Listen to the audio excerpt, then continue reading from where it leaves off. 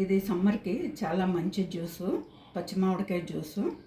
1 cup జ్యూసుకి 3 కప్పులు పంచదార. ముందు పచ్చి మామిడికాయను కుక్కర్లో పెట్టి ఉడకబెట్టాలి. ఉడకబెడితే ఇలాగ వస్తుంది.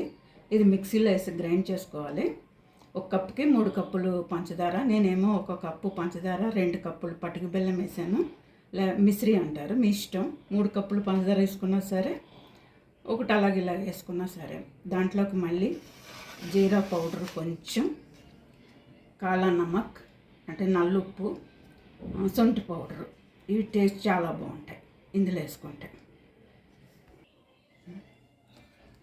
పట్టి బెల్లం పంచదార కలిపి వేసి ఎన్ని కప్పులు వేసామో అన్ని కప్పులు వాటర్ వేసుకోవాలి.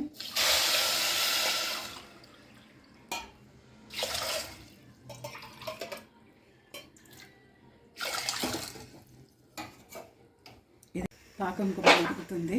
మధ్యలో ఇవి సొంటి పొడి, కాలా నమక్, జీలకర్ర పొడి వేస్తే మరుగుతూ ఉంటుంది.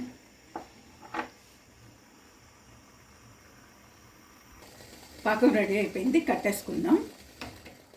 మరీ పాకం రావక్కర్లేదు, ఇలా వస్తే చాలు. కొంచెం తీగలాగా వస్తుంది, కరెక్ట్గా అయినట్టు. చల్లారాక అది కలుపుకోవాలి, ముందు కలిపితే పాడైపోతుంది.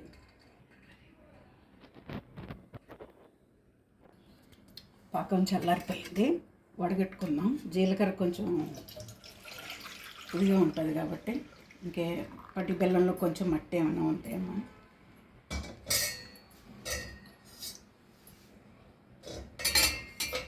మామిడికాయ పేస్ట్ కలిపేద్దాం. ఇది కుక్కర్లో ముందు ఉడకబెట్టేసి ఇలా తీసుకుంటే వస్తుంది. మామిడికాయలను కుక్కర్లో ఉడకబెడితే 3 విజిల్కి సరిపోతుంది, ఉడికిపోతాయి. అప్పుడు మిక్సీలో వేసి పేస్ట్ కొడితే ఎలా అవుతుంది. కలిపేసుకొని సీసాల్లోకి తీసి పెట్టుకుంటే, ఫ్రిడ్జ్లో పెట్టుకుంటే జ్యూస్ ఎలా తయారు చేసుకోవాలో తర్వాత చూపెడతాను. మళ్ళీ మ్యాంగో జ్యూస్ రెడీ చేసాను, ఎలా కలుపుకోవాలో చూపిస్తున్నా. 4 స్పూన్లు జ్యూస్ వేసుకుని, ఐస్ క్యూబ్స్ వేసుకొని, వాటర్ వేసుకొని సరిపోతుంది.